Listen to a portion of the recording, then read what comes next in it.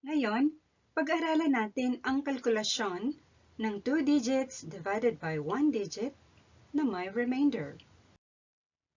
Sa kalkulasyon, una nating isulat ang dividend. Ating isulat ang dividend na 76 ng ganito. Sunod, isulat natin ang ganito.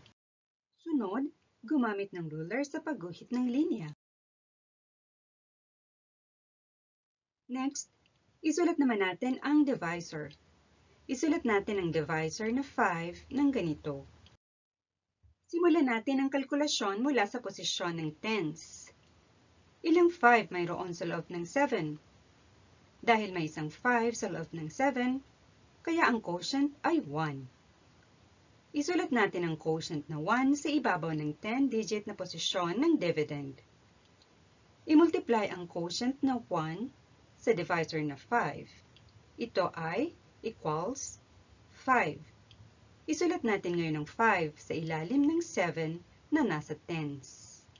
Ang 7 minus 5 ay 2. Isulat natin ang sagot na 2 ng ganito. Sunod, kalkulahin natin ang bilang sa posisyon ng ones.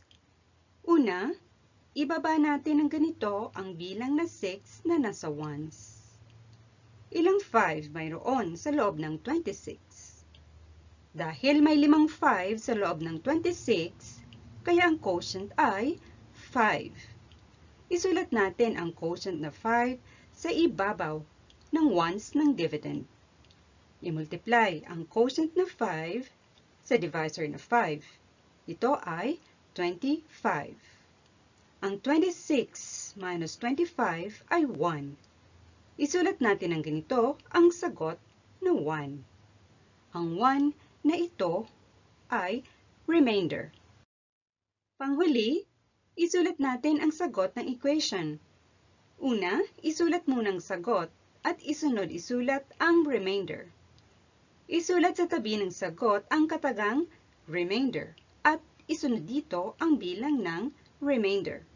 Dito nagtatapos ang ating kalkulasyon sa panulat. Subukan nating magsanay. Pindutin pansamantala ang pause icon. Ating unawain ang katanungan sa pagsasanay.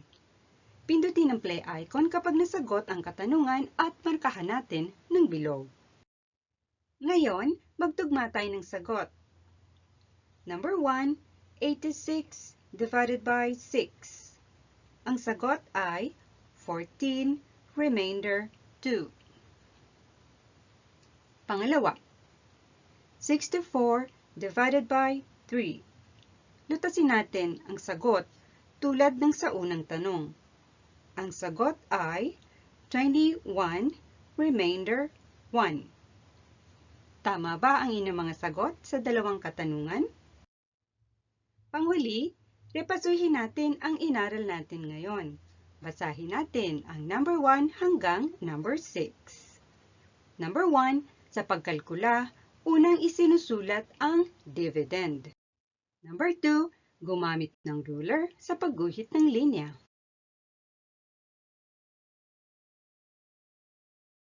Number 3, isulat ang divisor. Number 4, kalkulasyon sa tens. Number 5, kalkulasyon sa ones.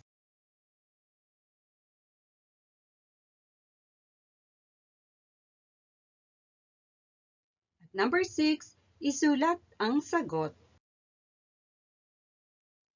Ito ang katapusan ng ating pag-aaral sa araw na ito.